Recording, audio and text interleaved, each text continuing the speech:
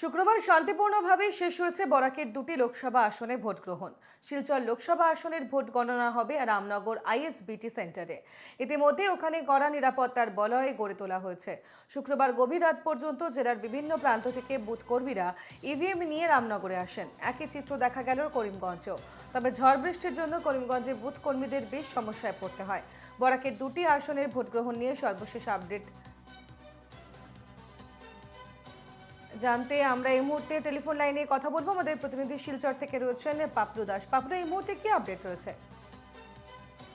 দেখো, গতকাল যে নির্বাচন হয়েছে গোটা কাছাড় জেলায়, সেই নির্বাচনের 78.55% ভোট পড়েছে গোটা জেলার এই আসনটিতে।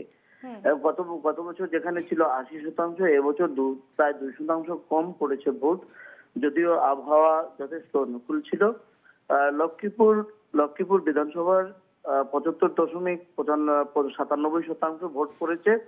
উদারবন্দে পড়েছে 77.53%। হুম। কাটিগড়াতে পড়েছে 82.50% ভোট। বরকলাতে পড়েছে 78%। শিলচর শহরে 77.31% ভোট পড়েছে। সোনাই কনস্টিটিউয়েন্সি সোনাই কনস্টিটিউয়েন্সিতে ভোট পড়েছে 77.92%। ধলাইতে পড়েছে 80.50% ভোট। এক্ষেত্রে আমরা দেখতে পাচ্ছি কাটিগড়াতে সবচেয়ে বেশি সংখ্যক হারে ভোট পড়েছে।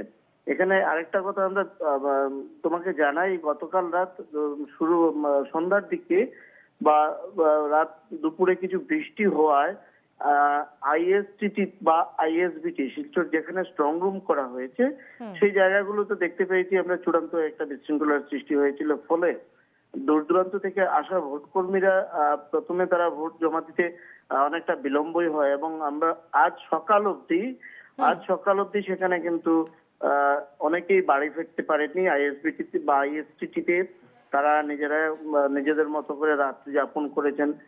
গাড়ির প্রাচুর্য ছিল না শেষ দিকে। আজকে সকালবেলা আমরা খবর নিয়ে জানলাম যে অনেকেই নিজের ব্যবস্থা করে, বিশেষ করে গাড়ি না পাওয়ায়, গাড়ির প্রাচুর্য না থাকায় সেখান থেকে গাড়ি অনেকটাই অসুবিধার সম্মুখীন হতে হয়েছে হ্যাঁ পাপলু, আজকে সকালবেলা।